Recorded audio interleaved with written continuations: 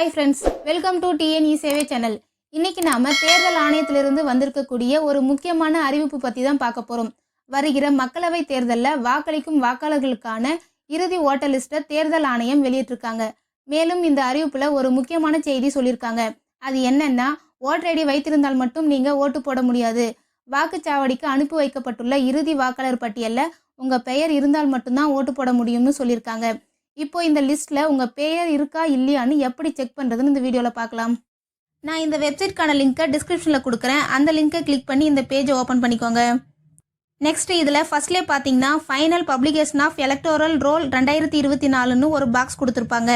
அந்த ஆப்ஷனை கிளிக் பண்ணுங்கள். இப்போ நெக்ஸ்ட் பேஜ் ஓப்பன் ஆகும். அதில் ஃபஸ்ட்டு உங்கள் டிஸ்ட்ரிக்டை செலக்ட் பண்ணிக்கோங்க. அடுத்தது கீழே உங்கள் சட்டமன்ற தொகுதியை செலக்ட் பண்ணிக்கோங்க.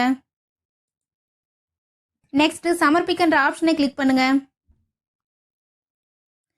இப்போ நெக்ஸ்ட் பேஜ் ஓப்பன் ஆனதும் அதில் உங்கள் சட்டமன்ற தொகுதியில் இருக்கிற எல்லா வில்லேஜோட பூத் நேமும் ஷோ ஆகும். அதில் உங்கள் வில்லேஜை கரெக்டாக செலக்ட் பண்ணிக்கோங்க. நெக்ஸ்ட் பேஜில் கேப்சாவை என்ட்ரு பண்ண சொல்லி கேட்கும். அதில் கேப்சாவை என்ட்ரு பண்ணிட்டு சப்மிட் கொடுங்க.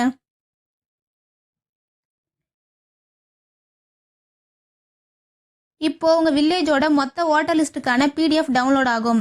இதில் ஃபர்ஸ்ட் பேஜ்லேயே பார்த்தீங்கன்னா உங்கள் போலிங் ஸ்டேஷனோட மேப் ஃபோட்டோ எல்லாம் கொடுத்துருப்பாங்க.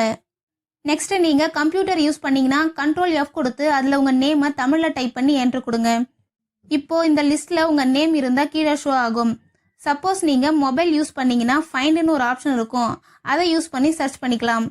வீடியோ பிடிச்சிருந்தா லைக் பண்ணுங்கள், ஷேர் பண்ணுங்கள். அப்படியே நம்ம சேனலை சப்ஸ்கிரைப் பண்ணிக்கோங்க.